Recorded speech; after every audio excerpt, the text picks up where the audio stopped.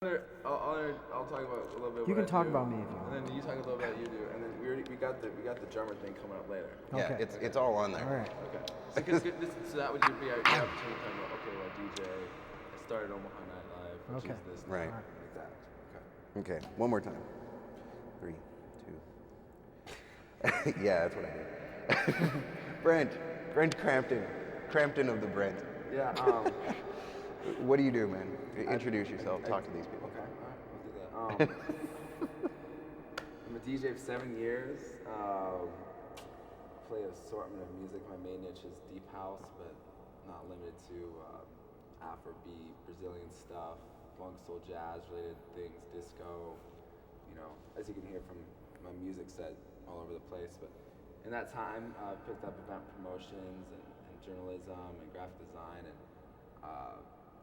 do a monthly party called Loom, Weaving the Social Fabric Through Dance at España that Shifty does the drums at with me. I'm the music curator at Nomad Lounge, which is a nice little spot downtown, and just assortment of things. Dave? And that's him. Me? I started playing with this guy probably about 2 years ago. Before that, I just DJ'd every once in a while, different bars and whatnot. Other than that, run OmahaNightlife.com. We're coming into Lincoln. The Nightsite.com's coming here. So spreading out. Started KC. So it's Nice. getting bigger. Good. Been doing Omaha Nightlife for about 3.5 years. Yeah. Now I got 15 employees. Nice. So Not friends, employees. employees, not friends anymore. No.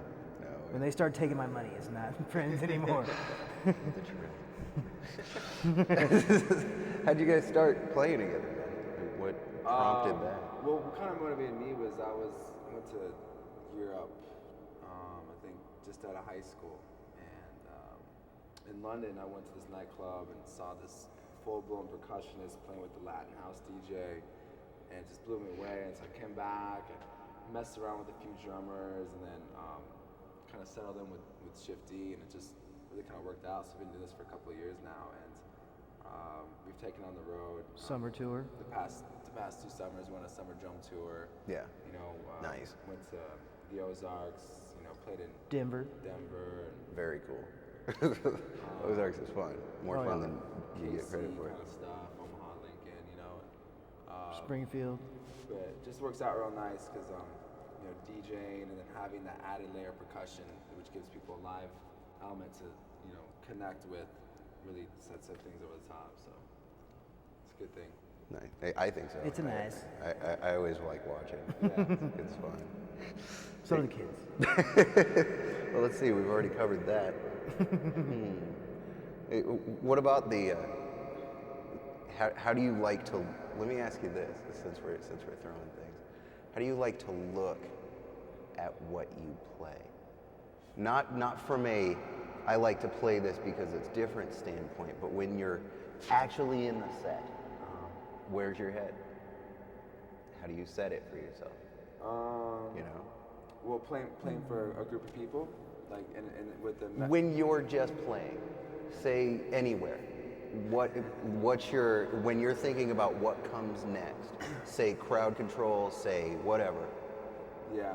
what comes next, what's your deciding factor? Right. For me, it's all about context. You know, where am I playing, or what time am I playing, for how long am I playing, you know? And if the goal in mind is to make people dance, that's one thing, you know, I do a lot of gigs where it's just background music, you know.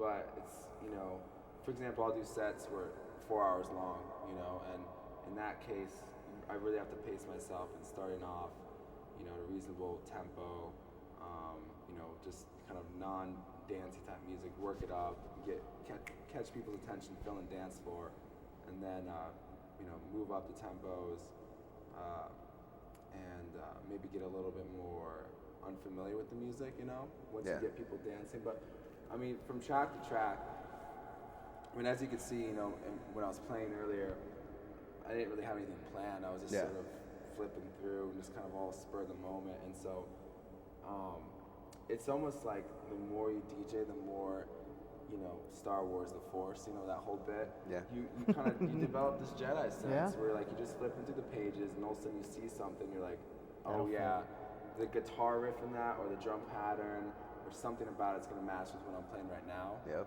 And then it's just stream of consciousness, But in that stream of consciousness, it can take me from house, to disco, to slow it down and take it to hip hop, throw in some, Badokata, and then bring it back up with Afrobeat, and then back in the house, And genre-wise and even tempo-wise, sometimes it's all over the place, but there's always that connecting factor through the drum, the rhythm, or just the musical lineage, Nice.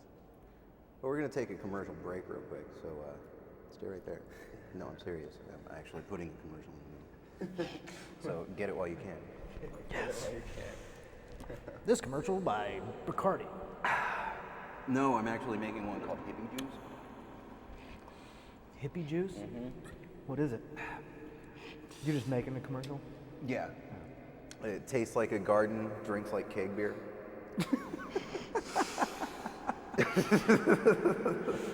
All right. Oh, wow. Yeah, totally. I enjoy it. All right.